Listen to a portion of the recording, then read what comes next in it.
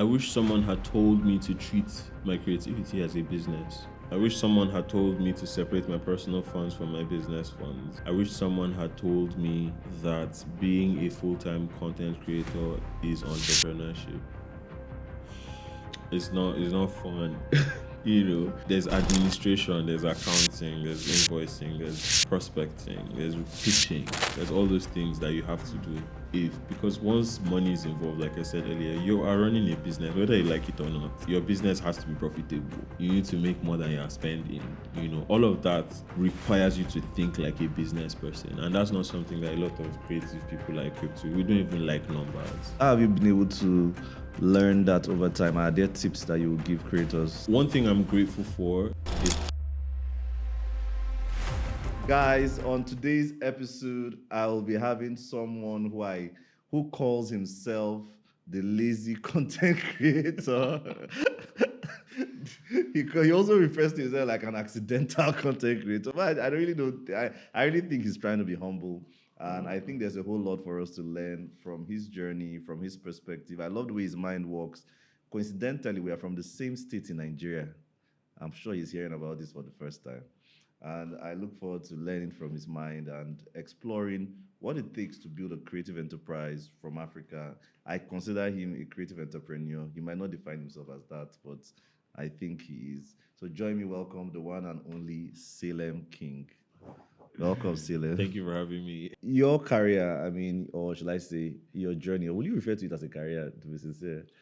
It's been accidental for me as well. Yes, you call yourself the accidental content creator. Yeah, because I wasn't, when I started, I say it all the time, I didn't know what content was.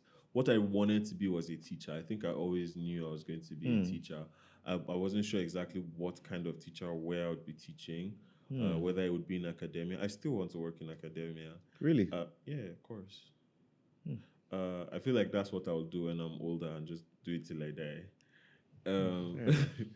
But yeah, it was accidental. I didn't wake up one day and say, "Oh, I'm going to become this thing." I just wanted to put my thoughts out into the world, and do you see, like, for example, your journey started with that 30-day challenge that you told us about. Yeah, you did anyways, and then over then, all of a sudden, we started hearing more of Salem King.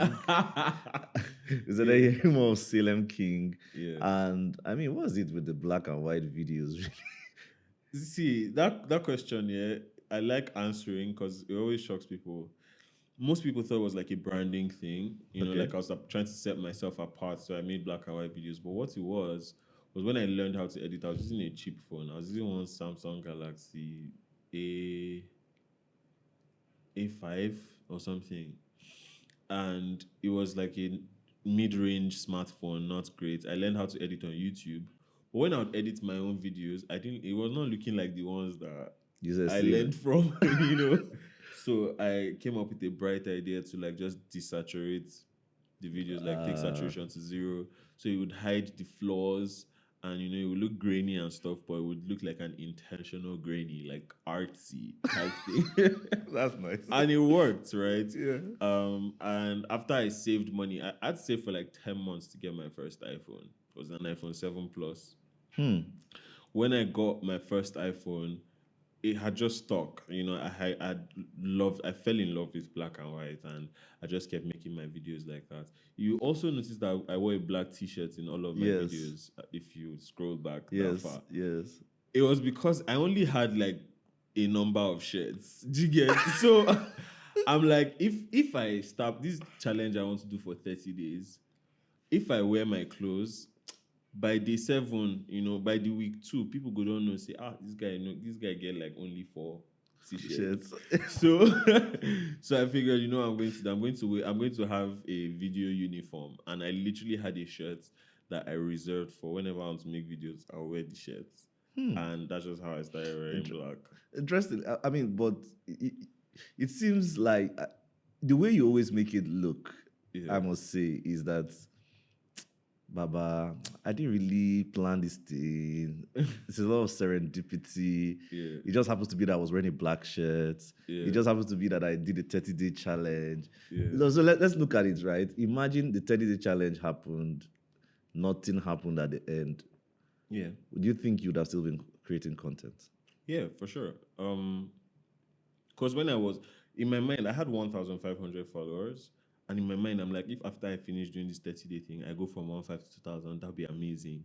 And that was not a goal. It was just like it would be nice. But in that 1 month, I ended up not doing up to 30 videos. My following went from 1,500 to 5,000. Do you get? But what I'm saying is the primary thing I wanted to do was to challenge myself, to push myself out of my comfort zone when it came to being able to communicate ideas. That's what I was trying to get better at, not growing a following. So I would still have been making content because I needed to become a better communicator. Remember what I told you? I wanted to be a teacher.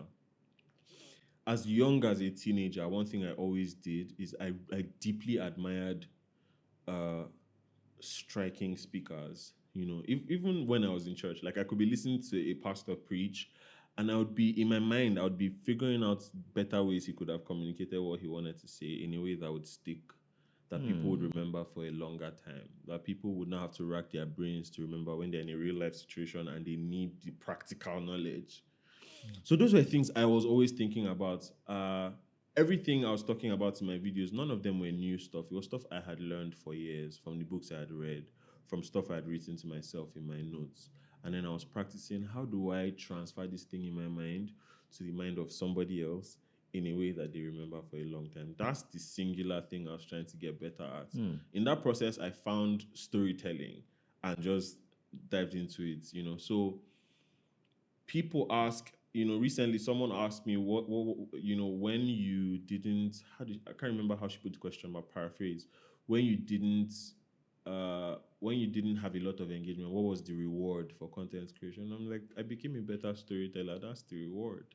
You can't make 100 videos and not become better. There's no way. Even if your following doesn't grow, if you make 100 videos, 200, 300 videos, you become one hell of a storyteller. Like you figure out the processes, the ins and outs. So it may not result in a large following, but you become so prepared for something else that you don't even know what it is yet. But one opportunity will just come one day and you find that you're more prepared than the average person because you made 100 videos. Would I be right to say that basically you are just having fun and we are just enjoying it? I mean, it's not always fun. Some parts of the job are not fun. Once money enters the picture in anything, it becomes a business, right? You are running a business whether you like it or not. That was my next question, actually. How Yeah. did money change your approach towards your craft? That's a good question. So when it came to money, I started out doing what I loved first. People would reach out to me and say, how do you make your videos? How are you able to say so much within such a short time? How do you communicate, you know, in a way that days later, I'm still hearing your voice in my head when I'm trying to do something. So they said, do a class, do a class, do a class. And I was so afraid to do a class because I felt, what if I charge And people's expectations are not met. people's expectations are not met, or I teach you what I know, but you're unable to replicate the results I have. So what I did was I did a free class to just sort of validate my idea. Well, that's what I tell people, that I wanted to validate my idea, but what it really was is I was scared. So I did a free class. I saw the results people got. There were all kinds of creators in the class: travel, makeup, food, all kinds of creators. And I saw the results they got after, how they started to get consistent, how they started to apply. Some of them were in different countries. They were not even all Nigerian. Okay, it was an online class. Yeah, it was an online class. It was WhatsApp. And I saw results. I'm like, this is amazing. I'm going to charge for the next one. So the next one I charged 5,000 naira.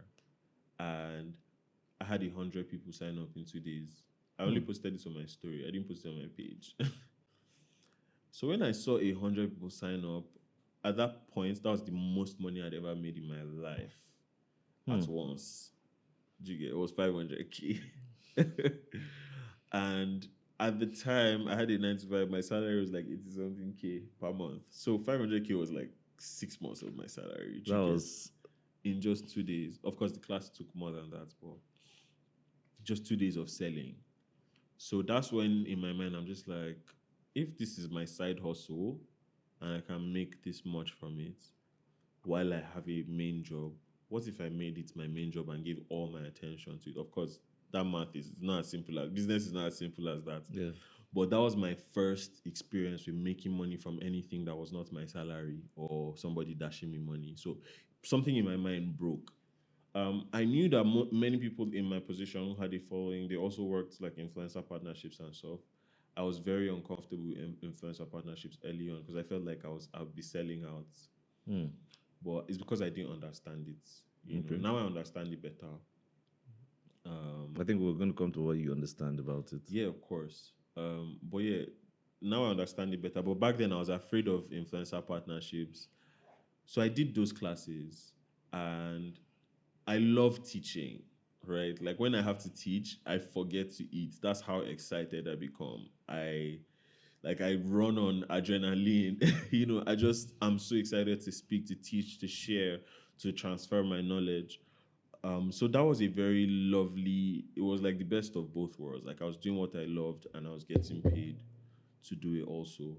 Um, at some point, influencer partnerships started coming into the mix, and I had to decide what my values were, and decide that, okay, I will only work with people who align with my values. And if it was a product, I had to use the product first. It was a service, I had to use the service first. Hmm. And I asked myself, can I recommend this to my family and my friends? If I cannot recommend it to my family and friends, I would say no. And I just wouldn't do it.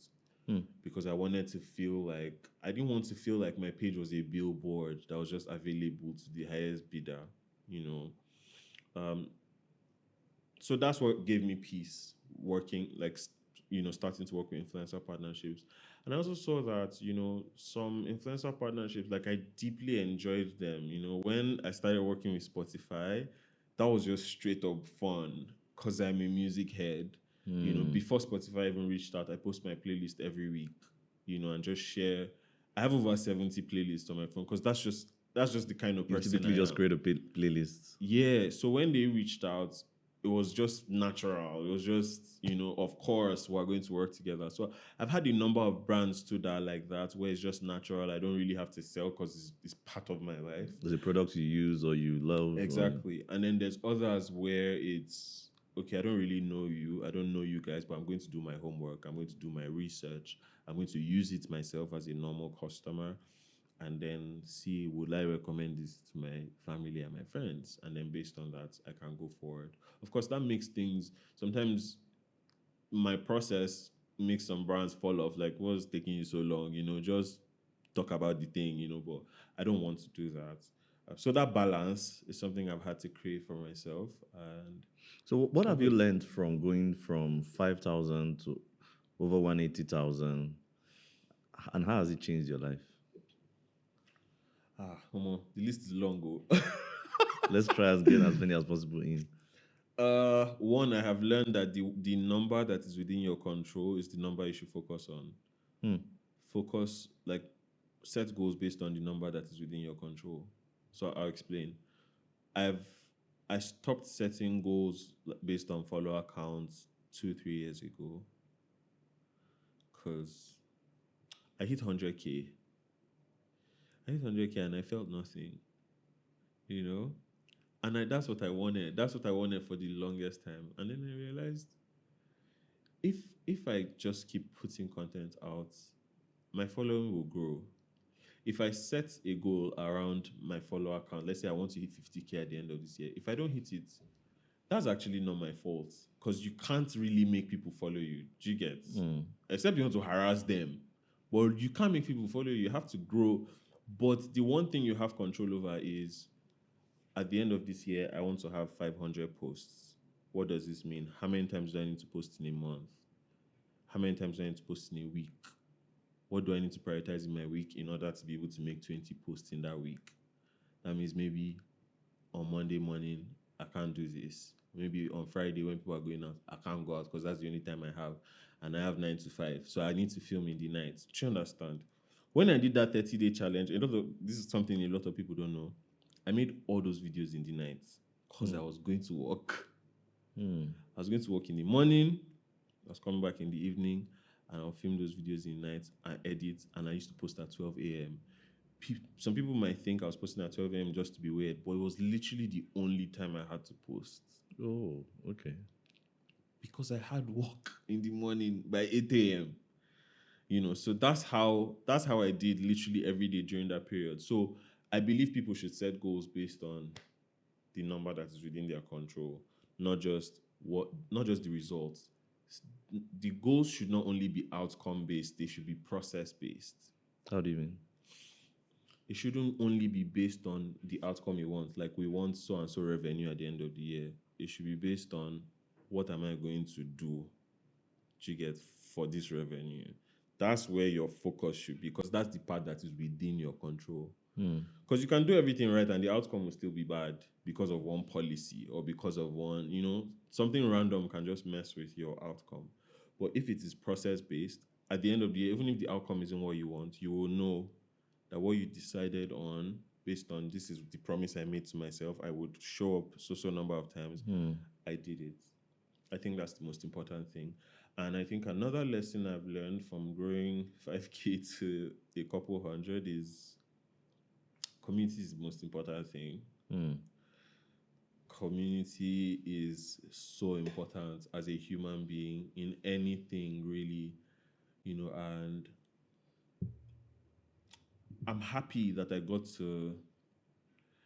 to jump into the side of social media that values community, that doesn't just think about social media as social media.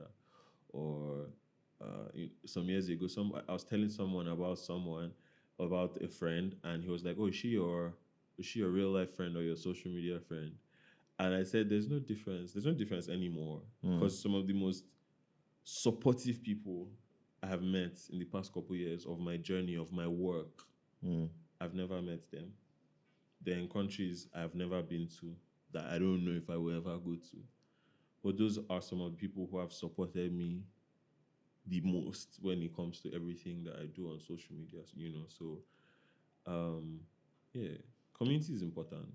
I mean, we'll come to community and its impact, but comparing your journey, is there something you wish someone had told you at the start of your journey as a creator that you wished you know now and you would like other people starting out as content creators or as creators generally that they should know? I wish someone had told me to treat my creativity as a business. Yeah. I wish someone had told me to separate my personal funds from my business funds. I wish someone had told me that being a full-time content creator is entrepreneurship. It's not fun, And there's parts of it that there's administration, there's accounting, there's invoicing, there's prospecting, there's pitching, there's all those things that you have to do. Because once money is involved, like I said earlier, you are running a business, whether you like it or not, and your business has to be profitable. You need to make more than you are spending. All of that requires you to think like a business person, and that's not something that a lot of creative people are equipped to. We don't even like numbers. So yeah, I wish somebody had told me. And how have you been able to learn that over time? Are there tips that you will give creators who are Yeah. starting out as content creators or trying to build a career there? Yeah, I learned on the job, man. Like, one thing I'm grateful for is I had a manager super early. Oh, really? I was talking to Femi. I don't know if you know him. I'm talking to Baba Femi, and he told me, get a manager. I'm like, what do you mean get a manager? I had like 9K followers at this time. Like, what do you mean get a manager? How much am I making? How much am I going to pay The manager. manager? Do you get? And he's like, no, don't think about it as you need to go and find somebody who has like the pinnacle in the industry. Just think, do you have any friend that is business savvy and wants to see you win? And the moment he said that, a friend's name immediately popped in my mind. And I went to talk to him and I said, Daniel, here's what I'm trying to do. I don't know what it's going to be, but I'm passionate. These are the numbers so far, not a lot, but I feel like we can do a lot. My following is growing faster than my business acumen is. You're already there. You're good. So I want to be able to focus on creating. You handle The business. the business and everything. And he's like, oh, let me think about it. And he came back to me like 2, 3 weeks later, and he came with a contract. And me, I was like, bro, we're guys, like we've known each other for 12 years. Why did they give me contract? And he's like, no, the contract is not just to protect the business, but to also protect our friendship. And that's how I knew that he was the one. I'm just like, okay, let's do this. So we worked together for like 2 years. He helped me organize things. I learned a lot from him. After 2 years, he moved abroad, so we stopped working together. But and when he moved, I was thrown into the deep end. Like I had to figure things out. But working with him, I had learned so much about negotiation, about putting myself out there. So that helped. And just asking people questions. I had a lot of solid people around me. Blessing Abeng is an amazing person who was always very helpful. I can't remember, everybody, but there were so many people that I would just go and ask questions. Sometimes I would tell them, oh, this brand wants me to do so and so and so. This is how much. They're like, they are mad. Type this and send back to them. I had people like that who were very kind, and that helped. Another thing I wish someone told me to double down on YouTube. Yeah, I gave all my attention to Instagram and not enough to YouTube. But for any creator who wants a long-term career, YouTube is just where it's at. There's just, and I'm still, building my YouTube and everything now, and I'm grateful for my Instagram community and everything that it has come with. But I wish at the point in my life where I had a lot of time and energy. Not that I don't have time and energy now, but like at a time in my life where there was nothing hanging in the balance, the stakes were lower. I wish I'd given so much more to just build that foundation on YouTube, because the life cycle of a piece of content on YouTube is significantly longer. Yeah. Sometimes you search a topic and you see a video from 12 years ago. There's no way on Instagram that you're seeing a video from a year ago. It's gone. No matter how big it was, it's gone. But YouTube, Cici Yemi recently tweeted that she made a puff puff video 7 years ago and she made $100 from it last month. And she made the video 7 years ago. And that's just her. There's other YouTubers making so much more. So yeah, I wish that's something that I doubled down on earlier in my career. I mean, Salem, I think you've really. I mean, I enjoyed talking with you, and I think I would like to dive deeper into monetization also, because that's also something that we'll talk about in terms of the platforms. Of course. It's really quite interesting, the things that you're sharing. But let's come to the term community. I mean, it's a term that comes up a lot in your conversations, in your everything about you. You even wrote a book Bro, I'm about obsessed at this community right now. So, I mean, tell us, how do you define community? I mean, a lot of people have taken cues, but I think there's a message you have really around community, what it is, its impact, the need to build it, how to harness it, and how to ensure that you keep building it. And a lot of brands right now are also looking to build communities. There are lots of mistakes that I've seen. I'm a brand consultant. I work with brands across various segments, and I often hear this word now come up a lot. Like, okay, they want to start building communities because the internet is no longer a it's a large pool. It's not as small as it used to be. It has grown massively and it keeps growing because more players are coming on the internet. And just like a big market, if you go to Alaba, you will see different clusters. This line is for this line is for that. So I kind of think about it like the way communities are. But can you just talk and tell us a bit more about community and your understanding of community and how best to navigate it? Yeah. So a community, in very simple words, a community is a group of people with similar goals, moving in the same direction. Early in my journey, one of the ways that I made videos was a group of friends that I used to hang out with a lot. So every Saturday we would hike in Abuja, and we'd take pictures of ourselves and would make videos of ourselves, and everyone would edit it and then would post it. We didn't realize that that was a foundation for something. We're just having fun. But that's where I learned how to edit videos like real time and all, and like put a story together and all. That's how we started. And it ended up, being a whole thing later in my I'm the only one who went ahead to become a full-time content creator, right? But if I didn't meet those people at the time when I met them, my life could have been entirely different. Now, I was in a very sensitive place in my life because I had just had a degree in economics. I was working a job in sales and marketing. I was ready to quit to do content. Of course, my parents thought I was unserious because, like, who does that? So I needed community of people who saw the work that I did as serious, who people around whom my creativity found better expression. Because I hear a lot of creative people say, African parents, they don't support me. I'm just like, you're not going to get it there. You need to find it somewhere else. Do you get it? Like, go and find that validation you need. Go and find it somewhere else. They will come around one day or never.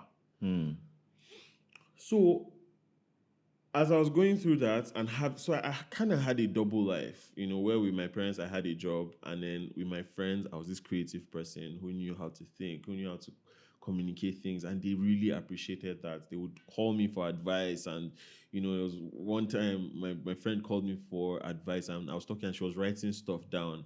And it was used to blow my mind, like, why are you writing? And she's like, you don't know what you have, oh. Like, I'm actually writing. But to my parents, I was this unserious person that wants to go and do content in your 20s. Prime time. So when I started making videos, I attracted a lot of people who were in those exact shoes, who were in a place where they wanted to pursue something creative, but everybody in their lives already knew them as an accountant, as they already had like a straight and narrow life, but they wanted to explore something else. So my work and my page started to give people like that a place where they felt seen. One day I made an Instagram post and the caption was, "What's bothering you?" Just 3 words, "What's bothering you?" And I had and have a very engaged community. So sometimes my posts I'm not saying anything, I'm just asking questions and they legit respond. So I did that, and I just thought, people would just ask me the things I know, like how do I build my Instagram, or how do I be more creative, how do I tell a story. But Elijah, the kind problem where people can't they download for the comment section. Oh my god! It's like they were just waiting for somebody to ask. Oh my. I was overwhelmed. Like, I looked at him, I'm like, God, who sent me? Like, I put my phone away. Like, I'm not dealing with this. In my mind, I told myself, I'm just going to allow these people to express themselves. I'm going to delete this post because I don't even, I was still at a point where I felt like, now that I've postured as an intellectual, I need to have answers for everybody. And the fact that I didn't have answers made me feel like a failure. So I left the post, and then I came back to it later, like 2 hours. First of all, in like 30 minutes, you already had 200 comments plus and counting. Wow. So I came back to the post, like 2 hours later, saw that something very interesting has started to happen. Okay. Apparently, when some people saw the caption, they went straight to the comments and they were responding to other people. Oh, okay. It was crazy. Some people were like, "Oh, is this what? Send me a DM. Let's talk about it. Oh, let's fix a meeting. Oh, let's grab coffee. Let's talk about it. Or talk to so and so person." Like, some were giving paragraphs of, help to different people, and it just hit me for the first time that it was both humbling and empowering at the same time. It was like, so this community has formed around me, but it's not about me. It's not about me. Yeah. Like, all I need to do is just create the environment, just create the atmosphere, and people can help each other. People can, community just happens. And I started to get really obsessed with the concept of community and the dynamics of community. And that's when I started writing a book about it. So in the process of my research, I came across, or let me not, it was not the first time, but I was reminded of Abraham Maslow's hierarchy of needs, which is something we learned in Psychology 101, also in secondary school, but Psychology 101. Let me just explain for anybody who doesn't know what it is. In very simple terms, Maslow's hierarchy of needs is, this psychologist from like 100 years ago did a bit of research and came up with a list of the most important needs that man has, without which your life doesn't feel worth living, right? And the first thing on those needs, I think I may be missing them up, is food, right? Physiological needs. And then the next is a sense of safety and security, shelter, all of that. And the third thing on that list is love and a sense of belonging. Yeah. That's one of the most important needs a human being has, which is why somebody can be 50 years old and the one thing that will make him happy is to hear his father say, "I'm proud of you." And like it will follow him for life, no matter what age you are. So I started to see that this community thing that in marketing circles is just a buzzword. Yeah. Is an important human need, though, like right after food. So I started to be like, okay, so how can creators leverage this? How can people who want to be teachers leverage this? How can people of influence make sure that the people gathering around them are not just gathering, but they are actually getting a sense of belonging from that gathering? Which is why I said what I said at TMCon when I said a community is not about putting people in a WhatsApp group. Like that's just a WhatsApp group. Yeah. Communities have to form around impact. True. So that's why for me, I didn't wake up and say, "Oh, I'm starting a community, come and join." I was putting content out. That content was connecting with a specific type of people based on the problems they had. And those people started to come together. So one day when I decided, okay, I want to galvanize this, it was very easy for everybody to come together because there was already something in common. Do you get? And apart from the problems they had in common, another thing they had in common is the impact my content had on them. Do you get? So that's easier. Like it brings people together. So I wrote a book about it. I wrote that book for myself. I didn't expect it to blow up. As I now, we sold like 4,000 copies. Whoa. Salem. I'm just like, why are people buying this book? I didn't understand it because I was just like, it's community. Apparently, like, I was shocked too because I'm like, why do people want to read a book about community? Yeah, I mean, it feels like an academic. Yeah, exactly. Like, I thought, people would buy it if people would buy more if you said how to use Grow your community to followers. grow. Exactly. Or you say how to use community to make money. But the book had nothing about money or monetization or any of that. It just was community and it took off, had a life of its own. Like till now, almost every day at least one person buys it.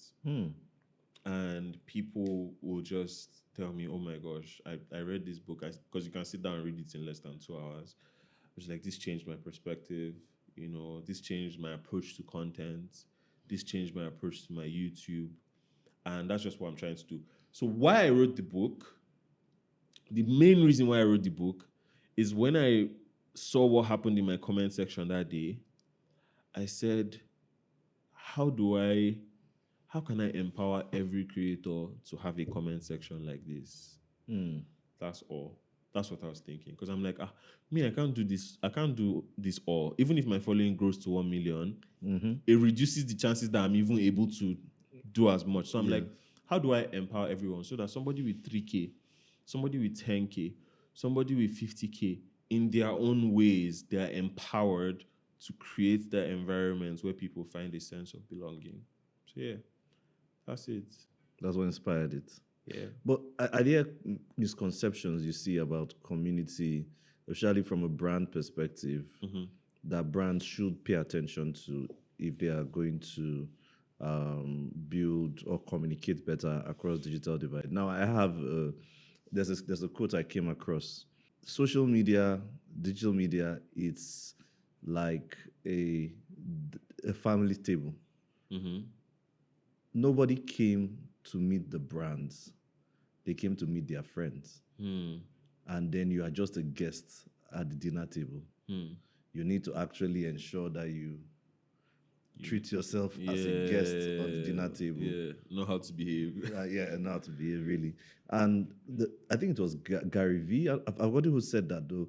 Well, I use it in my training when anytime I do training on brand communication for organizations.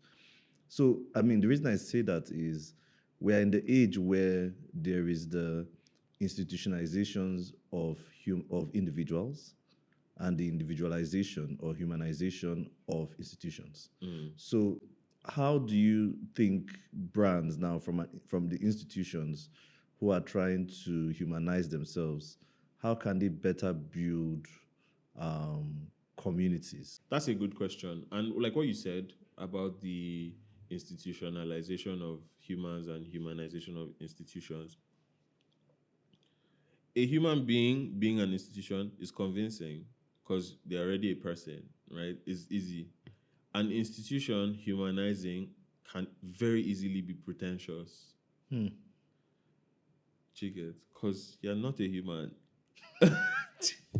And everybody knows.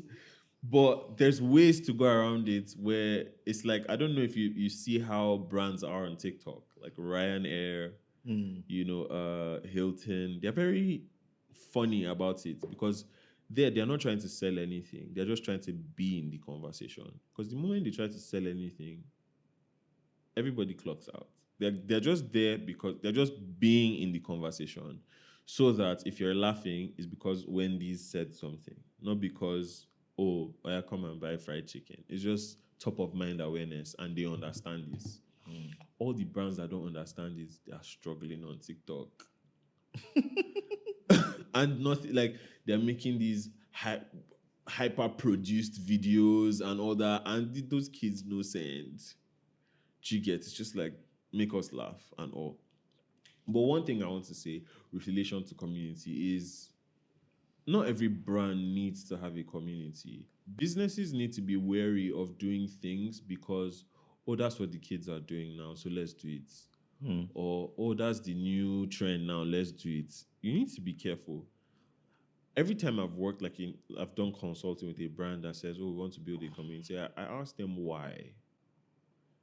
What is the thing you want to succeed at that you cannot without a community? If you're just doing it because you feel like it's nice to have, then don't do it. Just leave it. You don't have to have a community. What businesses need is customers. Except there's a very clear problem that you feel like you have a solution for. Because community cannot be about the business. Community has to be about the person that you're reaching out to. It has to be about their problems. It has to be about their touch points. And that's something that sometimes businesses are not able to do, which is not a problem because as a business, you need to keep the lights on. You're thinking about the bottom line, So sometimes it now affects their approach to community in a way that they are now not thinking about the people. And it shows because everybody's always thinking about their own problems every time. And the singular most effective way to get somebody's attention is to speak to a problem they have. So of course some brands do get it right, either because they are very good at it or because they have a solution that is just easier to include. Recently, am I allowed to call brand Why not? names? For example, Power Oil recently has been collaborating with Kano Heart Foundation. Do you get? So there's a lot of talk about how, oil, cholesterol, heart problems, all of that. They didn't come out to say, oh, our oil does not have cholesterol or oil. No, they said for every bottle you buy, we're going to contribute this To Kano Heart to Foundation. Kano Heart Foundation to heal, and it will go to the treatment of heart problems. So that's is a non-pretentious way to show that you care. Does that make sense? But some will now come and say, oh, there's no, our oil doesn't have this ingredient. That's wrong. That's the wrong way to go about it. So I don't believe every business needs to have a community. I don't believe every company has to build a community. And It might be a distraction for them. it might be a distraction for them, and they might just go about it the wrong way. So, except there's a very clear, okay, this is what we want to achieve. When Takeout Media does TM Con, it's not 100% for profits. It's not even for It's profit. not even for profit at all. You know exactly the impact you're trying to make in the culture, in the country, in a generation. You get, there's a deeper purpose and intent you guys have to doing it. So, but a lot of brands, there's no, they just, it's just, oh, it's nice to have, oh, it's just, everybody's doing it, our competition is doing it, let's do it so we can get ahead. And you can't do community like that, because community is a survival need. You cannot be commercial about it. I'm happy you end with that, because then we are now going to go dive into the area of monetization and communities. Yeah. And considering how, let's say, sensitive it is that one should be when building a community, because you have to be authentic, you have to be relatable, and it has to be not about you. Yeah. So there's some form of altruistic. Sorry, I know. Don't worry, I know words. No, that you not that you don't know it, just that you laugh at us. Okay, but there's this form of altruistic perspective kind of to it, and then being able to remain authentic but still commercially profitable, you know, as a creator, while also navigating offers also from like brand partnerships. So it could either be driven by you trying to monetize your own community, or influencer partnerships that are coming on board that you want to necessarily monetize, or they will pay you to access your community of people. So I don't want to drive a conversation around the community that you've been able to build. How have you been able to navigate that? Are there some tips you could share with other creators to better navigate monetization and community? Yeah, that's a good question. So I think everyone should just know what it is what's their primary purpose. You know, like, why am I on social media? What am I here for? Who do I want to help? Who do I want to talk to? And I don't even say this to be like pious about it. Your purpose can be that I want to build my own thing. It doesn't have to be that I want to build somebody else. You need to ask yourself, as I'm on social media, what am I optimizing for? Am I optimizing for time freedom? Am I optimizing for wealth? Am I optimizing for, I want to be in movies, so this is like a stepping stone to that. I want to be a speaker. I want to be, you need to be clear. What am I doing here? Because social media is like a highway. You cannot go on the highway and stand. Car will jam you. Do you understand? You need to know, what am I doing here? There's something Andy Stanley always says: if you go with the flow will take you where you don't want to go. So when you're in a place, you need to be there kind of with purpose, right? So if you have a community, there needs to be a primary reason why you've set up that community. That is not to make money from them. There needs to be a primary reason. And this is not me saying you can't set up a community in order to make money. You can. You have to be offering value. You have to find people who are willing to pay for that thing you consider valuable, who also themselves consider it valuable and are willing to part with money. That's not cheating. There's nothing wrong that's happened there. There's people that set up a mailing list, right? And they run it for a while, and then the mailing list becomes paid. David Adeleke's mailing list. Substack, yeah. You get, it's more than a mailing list. Yes, it is. The quality of what is there. Will you now say, oh, he started it for money? No. If you don't want it, you go away. And then the people who find it valuable, they pay for it. Yes. You get, the information that he posts there, he doesn't come about it by. Do you understand? Yeah. It's a lot of work. It's a lot of work, yeah. Yeah. So people should think about, one, like, this is business. Two, what am I offering these people? What am I offering these people?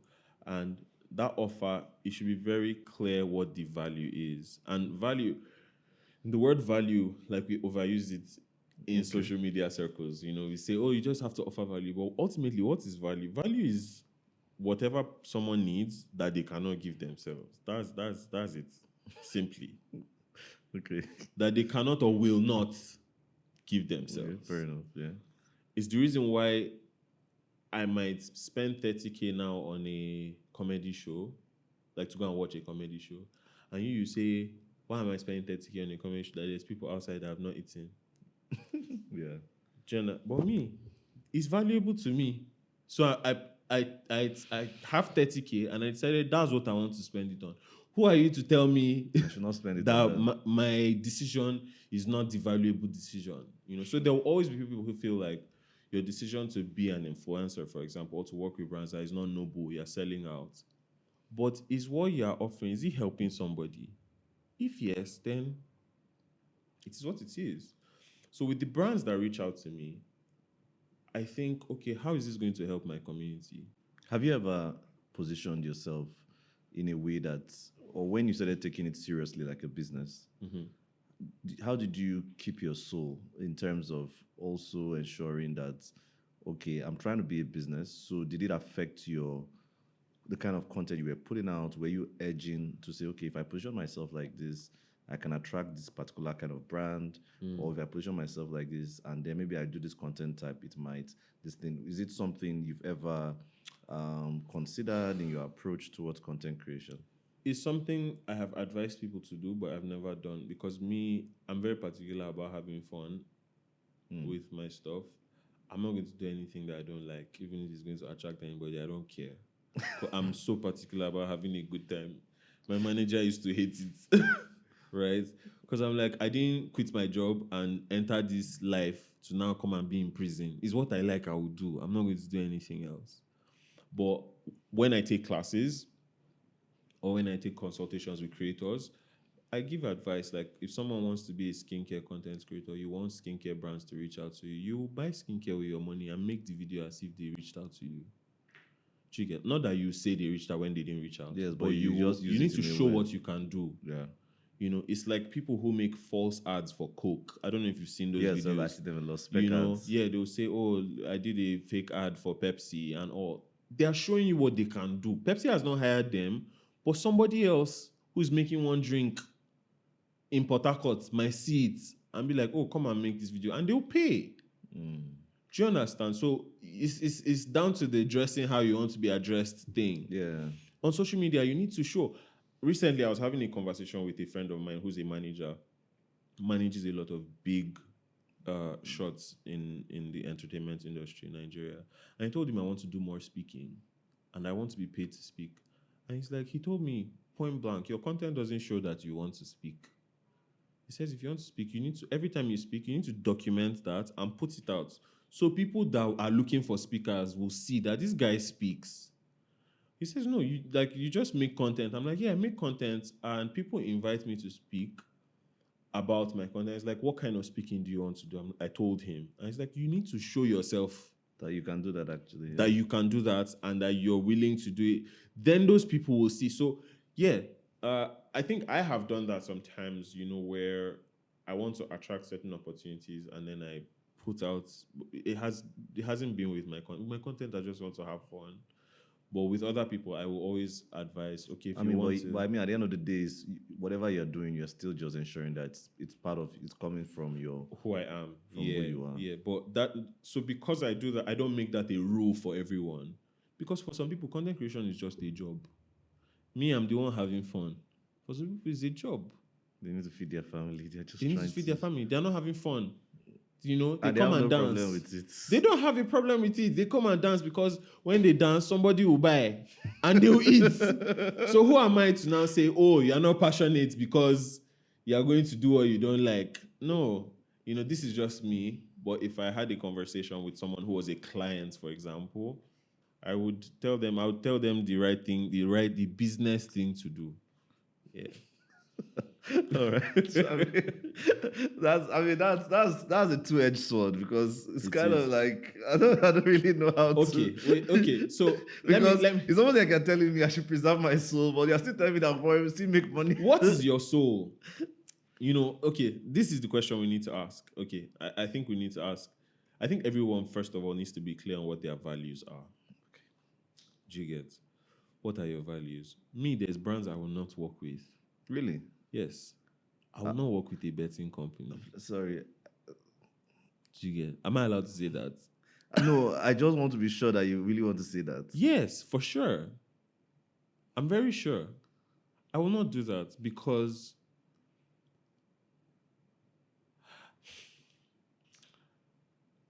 Are you and sure you this want to say this, Salem? I'm 100% sure I want to say it. They will reach out, but I won't do I just won't do it because I don't bet.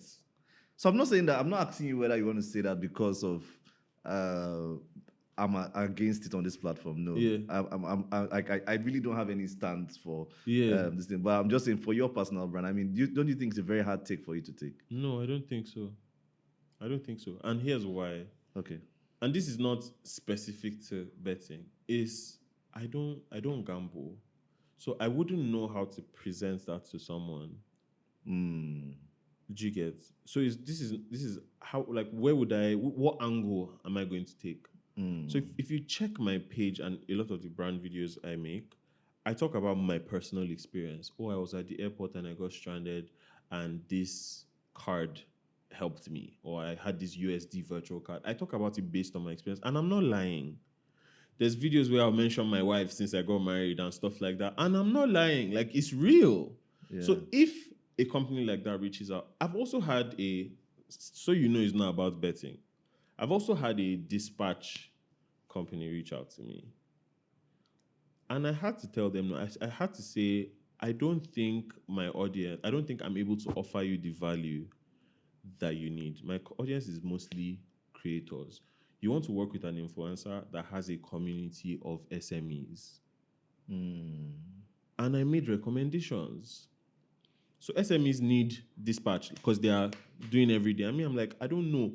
They're in my community, but I don't think they're in the large number. So here's somebody I think you can work with so you can get maximum value. Because at the end of the day, I want to feel good. I don't want to finish the work and be like, how could that have gone better? No, I want you to get value as the brand. I mean, I want to be happy too that I have done great work. So there's certain brands based on my values, based on the reality of my life that I just will not work with. And of course, for some influencers, it's different. They will work with anyone and everyone. And I don't like it very much. But I mean, who am I to say that? But for someone who is concerned that I don't want to lose my soul, I don't want to just be available to the highest bidder all time. First, you need to know, what are my values? What am I never going to do? What am I never going to endorse? Because some people endorse things that they don't believe in because they feel like, oh, there's my influencer life, then there's my personal life. Me, I don't have that. It's one and the same to me. So something that doesn't make sense in my personal life, I will not endorse in my work life. Wow. Because the brand is me. The brand is based on my values. The brand is based on my identity. Do you get? There's a reason why there's personal before the brand. Do you get? And you can't be so focused on the brand that you take the person out of the brand. So yeah. So Those are my wow. Salem. You observed I tried to say it. What did I expect? What did I expect? I expected you to be real. I expected you to be Yeah. authentic. I mean, talking about, since we are still on the subject of monetization and commercialization Yeah. as creators. Now, I mean, you spoke about the YouTube that you feel like you missed out on starting out on building on YouTube, which you are still building anyways. Of course. But and you spoke about the fact that reason is because of the rewards. The rewards are, and the relevance of the quality. I mean, if you put out a content a year ago, 2 years ago, life cycle of it. I mean, for us, really, as a platform, we are a YouTube first platform. Although it's a podcast, we call it a podcast, but unfortunately, I also observed that a lot of people don't listen on Apple Music as much as they would rather watch Yeah, on I don't like that. on YouTube. Well, you don't I'm like which one? Well, I'm just a bit of a snob because I've liked podcasts for over 10 years. Like I used to listen to podcasts before it was cool. Same You here. know, you know, Same here. and now everybody just has mic and They you call it know, a podcast. yeah, and podcast has become a video thing. You know, there's this Yes. one time I got invited to be on a podcast. It was supposed to be online. I was going to record, and I did not prepare for video because I just thought podcast is audio, right? Yes. They now said, "Oh, I should turn on my camera." I'm like, I cannot turn on my camera. Sorry, like, because I wasn't prepared. So now I don't like that the assumption is now Video. that podcast is video, and that's not what he used. I'm No, just a snob. No, Sha. no. Trust me, I'm like you. Like I used to listen. I thought I'm a podcast like Yeah, geek. Like I know. I used to listen to podcast made my life. It was after radio Yeah. so I mean like I when I started seeing podcasting, but I think what happened to me, the reason I opened to video was because I was like I observed that it seems people want that visual Yeah, experience. elements. Yeah, You know, for me, I still listen to my founders See. on like for me it's a different It's a different audio experience, a different yeah. experience. So I still force my guys to post on Apple Yeah, Podcast, post the for audio me, version. please. Eh? Post for me, please. Yeah, Thank you. it's like even me, like I love I don't need to see. I'm sorry. No, But no, I mean, if you have a podcast, you just have to have a video You element. just- Otherwise, you're missing out on a huge Uh, audience. I don't like that. I don't like that reality. And then we are now trying to repurpose now for Instagram, for TikTok. I mean, it's quite Yeah. something. But I mean, talking about that opportunity and platforms, I was speaking to on an episode with Marie. Maybe before this one comes out. I don't know when that will come out yet. But she writes a lot about the creator economy and the rest. And something she spoke about, and I think has been a bother to me, is the fact that the rewards that our creators get as compared to creators in other climes. I mean, if you had, let's say, 1 million views, I mean, in Nigeria, compared to someone who has 100,000 views in the US, a person on 100,000 views can make more money than a person that makes 1 million views. Yep. And we spoke about the issues. So do you think it's still the opportunity is still there and incentives are well aligned for creators to actually build a career as creators? Yeah. Yeah, man, like 100%. And this is why I'm so passionate about the creator economy in Nigeria and Africa as a whole, because we're grossly undertapped. People feel like it's saturated, but all the big content creators are in Lagos or Abuja, right? And even in Lagos, like if you go by Instagram, you think Lekki and VI and Nico is the whole of Lagos. But it's big, and there's so many interesting stories happening in different corners of Lagos and Abuja and Yobe. Why don't we know any big content creator who's based in Jalingo,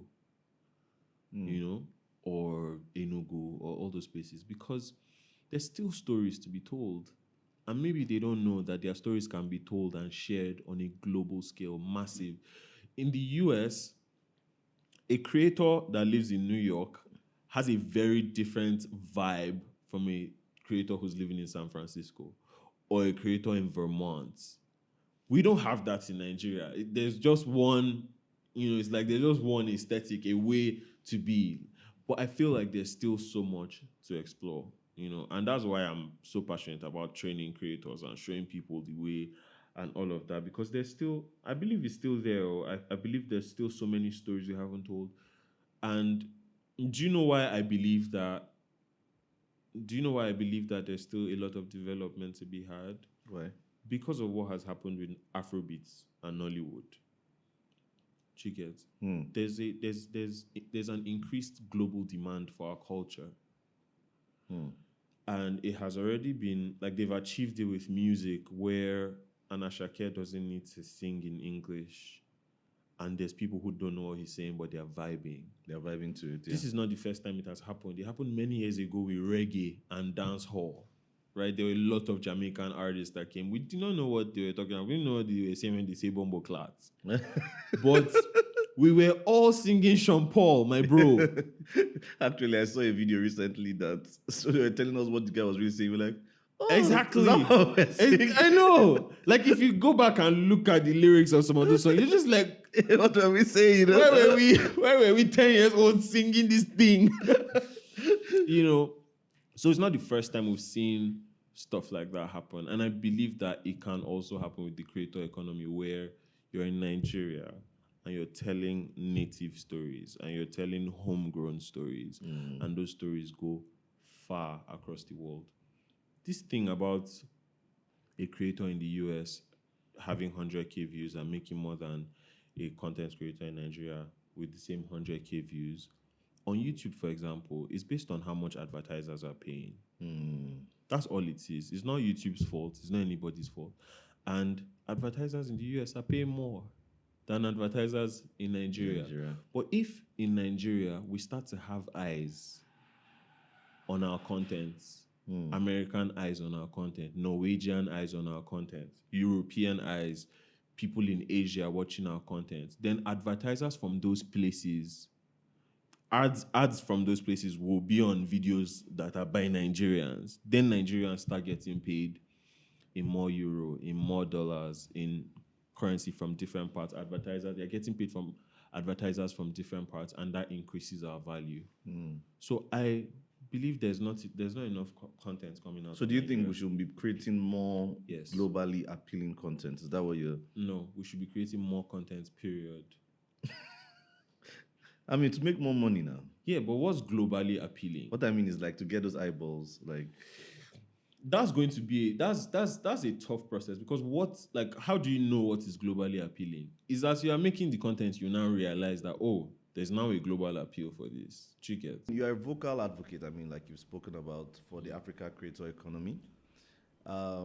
What's your vision, or what's something you want to see in the ecosystem in the next decade? Like, what's something you would love to see more of? More creators who can comfortably be full-time. Many creators I know are not full-time because it's too inconsistent, it's too unreliable, it's shaky. And then there's still a lot of people that don't even feel like it's a real job. So I'd love to see more people who are able to be full-time creators. I'd love to see a lot of creative professions built into the curriculum of schools, from primary, secondary, and even higher institutions. I don't think schooling, even in primary and secondary, should be limited to career day, doctor, engineer, lawyer. We're way past that at this point.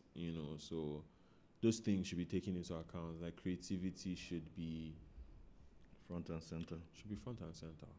Because a lot of people, like, it's harder to be, of course, anywhere in the world, it's hard to be a full-time creator. Okay. And I don't just mean content, anything, like a visual artist, photographer, musician, filmmaker, all of that. It's hard. But in Nigeria, it's significantly harder. Is there a film school in Nigeria? Yeah, we do have. In Jos? Yeah, the one in Jos? I think they have in Jos. They have Ebony Life did one. Yeah, Ebony Life is amazing. Ebony Life is doing great work, actually. Yeah. I want to see more of that. I want to see more film schools. I want to see more.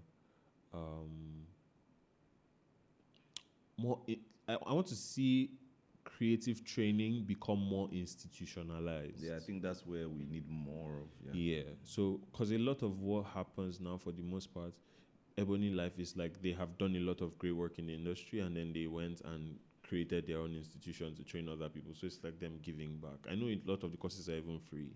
Yeah.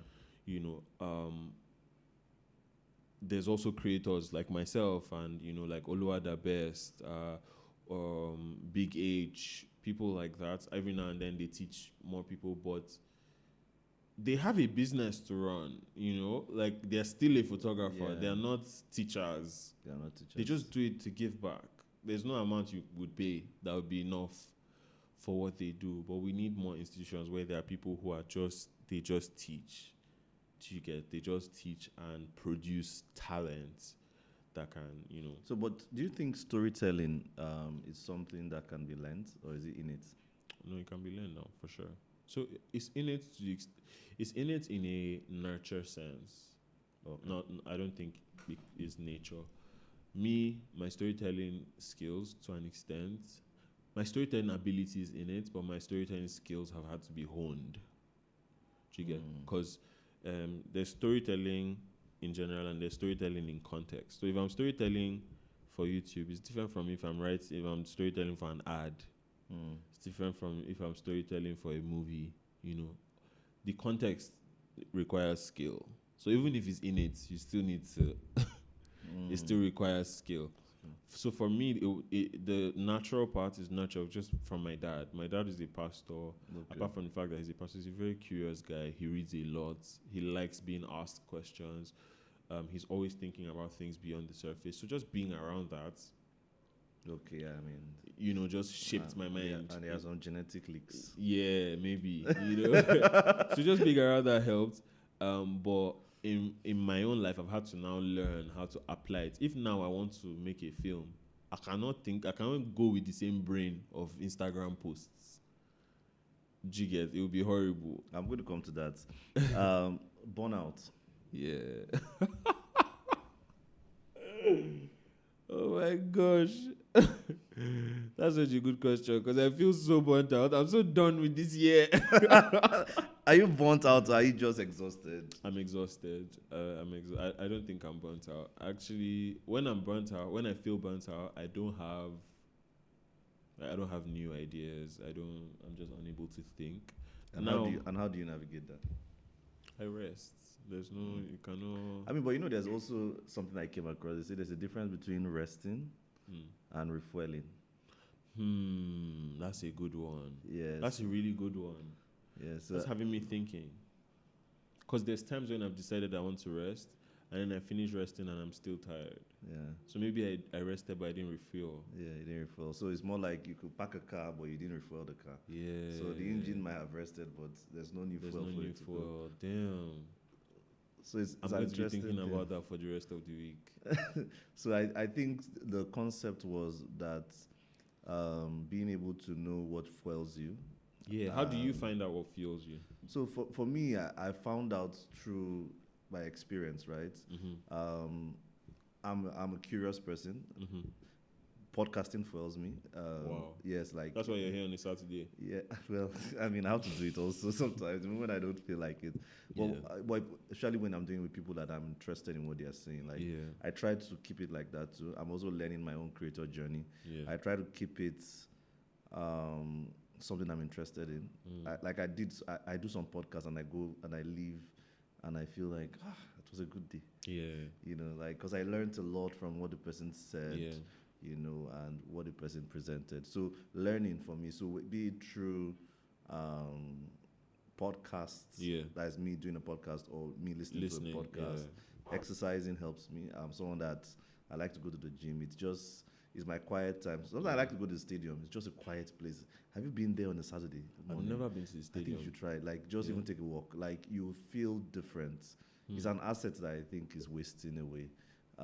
It's beautiful. Like when you just be in that stadium alone with all the chairs, just it's something else. So it helps me. Hiking, family moments, it also fuels me because I observe that that's social fuel. I need it. Like I just play with my niece and my nephew. It just does something to me, and that thing that I love doing is, because I'm a person of faith, so praying.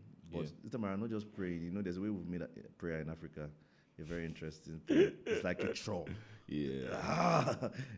But for me, it's just that silence, like being in the Word, studying, just worshiping, and it fills me too. So those are some things I've found out. And one of my mentors told me that there is something called your rhythm. That the moment you miss your rhythm, you can stay like that for like a month. Hmm. But after that, you start jerking. Yeah. And she was telling me that we all have that thing that gives us our rhythm. Hmm. And we need to discover it, like in terms of, be it the fact that at the end of the day you sit down to talk to your wife Hmm. for like an hour or 2 hours and you guys just talk about the day. That could be your rhythm. And the moment you travel a lot and you've not had the opportunity to really just sit down and talk to your wife, eventually Hmm. It affects it your affects your balance. balance. So I mean, I think for everybody it's different, but those are some things I've observed with myself that I feel. That's amazing. So, is this something you also do in like bite sizes through the week, through the month, Yes, through the or do month. you always take a break and do this? No. I think it's something that one should put in their schedule. Like, Yeah. this is sometimes just being able to do nothing. Hmm. Like sometimes I just want to sit down and do nothing. Like I just want to stare and just let my mind, just fellowship with my spirit. Yeah. Yeah. Like Sit with yourself. leave me alone. Just sit with myself. Yeah, I think those things help me. Like, and I try to schedule it in. Now, obviously, you can't like always sit with yourself every single day. But if you could do that every week, it helps. But for me, for example, exercising and going out on my own, listening to podcasts like a daily thing, it just keeps me happy and just keeps me See. wandering. So I think for everyone it's different, but I observed that there's a difference between resting and Refueling. refueling. I think it helps I need to write that down. for a lot of creators, right, to navigate it, because if not, you'll just be burnt out. Yeah, burnout is real, man. Yeah, I think that's something. But I mean, the last question I'm going to ask you is going to be around something that I think um, you already love doing already. But Yeah. before then, I would say, for every creator that's watching this, what is one advice that you give them as they are preparing for a new year? I would say start now. Hmm. Yeah. So a lot of people say they want to start in the new year. They're like, oh, I wanted to make content or I want to do this thing. Just start now. Just start now. Don't wait till January 1st. Because the good thing is, if you start now, 2 weeks before January 1st, the good thing is at the point where you're starting on January 1st, you're not starting from zero. You're starting with, you've made some progress. You have a head start. Yeah. So don't be, and I would also say set smaller goals. There's a sense of grandiose around the new year, that makes us set goals that are too big How and do you set your unrealistic. goals? How do I set my goals? Process based. Like I said earlier, based on the process, not just only the outcome. I think about the outcome, but I also think about like what are the small. You know how people say your dreams should be so big they scare you. I agree, but your goals should never be so big that they scare you because you will not do anything. You'll not do anything. Yeah. Okay, I get it. Your goals should be That's very powerful. small. If you have a big goal, break it down and then focus on the small one. Then when you finish the small one, move to the next small one. Then when you finish, move to the next. So a lot of times people will start the year and say, oh, I'm going to post every day for 90 days. From zero. How do you want to do it? And and because they haven't broken down, most of them will give up. That's just it. You're going to give up because there's a lot you haven't taken into account of what goes into posting for 90 days. So instead, I'll say do 7 days. Finish the 7 days, start another 7 days. Finish the 7 days, start another 7 days. After you've done 3, do 21 days, do 30 days. You'd have found the rhythm. And break down your goals. So when I say break down your goals, let me put it in context for a content creator. Yes. If I say I want to post a video every day for 7 days, I need to first itemize what goes into the making of one video. I need to write a script. Depending on what kind of content you do, maybe you need to look for location. You need to decide which clothes you wear. Then you need to film. Then you need to edit. Then you need to post. Then you need to interact. And you want to do this every day, 7 days in a row. It's already stressful immediately. So if you've broken it down, you can now see that, this thing is going to be stressful. What do I do? Are there any tasks that I can put together? So can I sit down the week before? In fact, once you break it down, you realize that you have to prepare the week before. That's the first thing you realize, that I can't wake up on Monday and do this. By the time I wake up on Monday, it's already too late. You have to prepare the week before. So, okay, when I have some free time, can I sit down and write 2, 3, 4 scripts at the same time? And if I'm super inspired, because I strongly believe in leveraging your peak moments, can I sit down and write 7? If you can't, that's amazing. When I want to film, can I film a new video every day, or should I sit down and film all once a week? Do you get? So by the time you start to ask yourself these questions, me, I don't make a video every day. Oh. If I had to make a video every day, I don't think I would have a career. I do not love work that much. I batch create. When I sit down, I make 5, 10, 12 videos every time I sit down. Wow. Right, and that's what I'll post. So I post every day. You think I work every day. I don't post every day. I also don't enjoy editing. You know, it can be stressful. So once you break it down, you can now realize, okay, I can't film every day, but I can edit every day because I have break during my work day. I have 1 hour, so I can use that to edit. So you have to break down every step of what you want to achieve. So I would say set smaller goals. I would say be honest to yourself, and I would say start now. Those are very powerful tips. Thank you. Yeah. So my final question is, no, it's not my final question. It's my second to the last question. You don't get like 3 someone final said- questions. Someone said that a typical preacher has 3 closes. That Paul wrote in the Bible, finally, brethren, like 4 times. And it was not final. It was not final. Oh my gosh. So, I mean, what books are you reading right now? Digital minimalism. Okay. Yeah, that book is dragging me. I mean, what? Give us 5 book recommendations Okay. that we should read, even if it's during this holiday before the new year. People can read 5 books with only. No, I mean reading they the would holiday. choose. Among the Okay, 5. I thought you said I should give them 5. They should. No. I mean, like, just like any 5. I mean, they could pick anyone. Okay, so I'm not going to make this recommendation based on what I think is the best people should read. I'm going to make them based on books I have read recently. Okay. Well, a mix of both. The Creative Arts by Rick Rubin. Okay. Amazing book. I read it early this year. I loved it so much. Highly recommend Atomic Habits, especially for anybody that one I didn't read it recently. But anyone in the beginning of the year, I think it would do you amazing, to just have that in mind. Digital minimalism, I don't know that I would recommend for everyone, but if you work in social media, you should read digital minimalism. You may not be able to apply everything because you work on social media, but it will help you to not have a fried brain because you're on social media. So you know how to focus on what is essential, and it will show you how to focus on what is essential and not just be on social media. Sometimes I catch myself, I'm just doom scrolling, and I tell myself, oh, it's research, I work on Instagram, but I don't need to really be online that much, So yeah, there's that. Still Like an Artist, Austin Kleon.